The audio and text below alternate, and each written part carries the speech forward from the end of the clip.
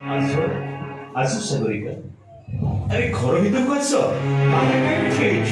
ଠିଆ ହେଇନି।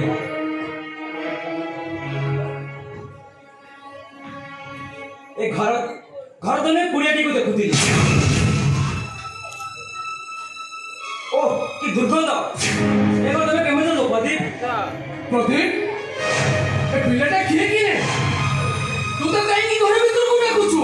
ଭାଇ ଇଏ ମୋ ସ୍ତ୍ରୀ ମୁଁ ରେଜିଷ୍ଟ ମ୍ୟାରେଜ କରିଛି। ସାଗରିକା ସମସ୍ତଙ୍କୁ ପ୍ରଣାମ କର। ମୋ ବାପା ବଡ଼ ଭାଇ ଭାଉଜ ଓ ସାନ ଭାଇ। ନା ନା ନା ଏ ଦୁର୍ଗନ୍ଧରେ ମନେ ଶିଶେଇ ପିଲଟି ସେଥିପାଇଁ ପଣା ନା।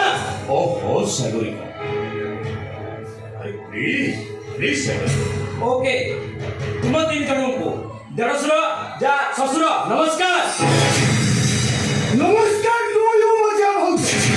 ଆରେ এটা তো সংস্কার নয় বড় বাবু তোমাদের মুন্ডিয়া মারবে ନା ନା ନା ନା ମାରୁଥିଲି ସବୁଦିନ ଏମାନଙ୍କ ପାଦ ତଳ ମୁଣ୍ଡିଆ ମାରୁଥିଲି କିନ୍ତୁ ଆଜି ମଜା ଭାଉଜଙ୍କଠୁ ଏମିତି ଶିଖିଲି।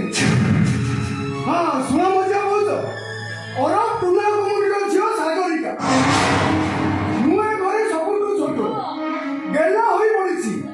ଆଜି ବି ମୋ ଭାଉଜ ମୋତେ ହାତରେ ଖୁଆଇ ଦେଉଛନ୍ତି ଆଉ ଆମ ଘର ଲୋକଙ୍କ ସହିତ ଯେ ଅପଦ୍ରବ କରିବ ମୁଁ ତାକୁ କେବଳ ବାଡ଼େଇବା ଜାଣିଛି।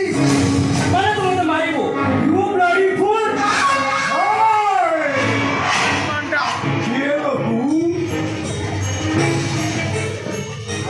ଭାଇ ଭଗବତ ଧରିକ ବସୁଛୁ ଚାଳ ବାଜିଲାଣି। ଚାଲ ଘରୁ।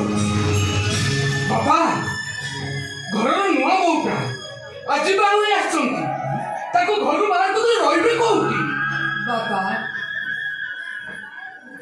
ଆପଣ ପରା ବାବୁ ସମସ୍ତଙ୍କ ହୃଦୟରେ ଛାପି ଧରି ଶୁଆଇଛନ୍ତି ଖୁଆଇଛନ୍ତି ବଡ଼ କରିଛନ୍ତି। ସେ ଯଦି କିଛି ଗୋଟେ ଭୁଲ କରିଦେଲା ତାକୁ କଣ ଘରୁ ତଡ଼ି ଦେବେ? ହଁ ଧରିଦେବି।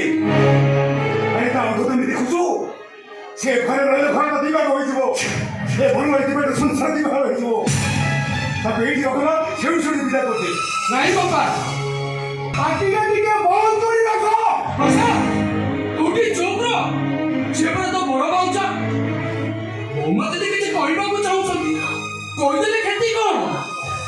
ପୁଅ ମା କଣ କହୁଥିଲ ପୁଅ? ହଁ କଥା କଣ କି ସେ କୋରାପୁଟ ଡିଷ୍ଟ୍ରିକ୍ଟ ହସ୍ପିଟାଲରେ ଚାକିରି କରିଥିଲେ କିନ୍ତୁ ମୋ ବାବାଟା ଆଗ ସହିତ ଫିକ୍ସ ହେଇଥିବାରୁ ମୋ ବାପା କହିଲେ ସାଧାରଣ ଡକ୍ଟର କଣ ମୋ ଝିଅକୁ ହବ ତେଣୁ ସେ ଫାଇନାଲ କରିଛନ୍ତି ଆମେରିକା ପଡ଼ି ସ୍ପେଶାଲିଷ୍ଟ କରିବାକୁ ତେଣୁ ସେ ଚାକିରି ଛାଡ଼ିଦେବେ ବିଜନେସ୍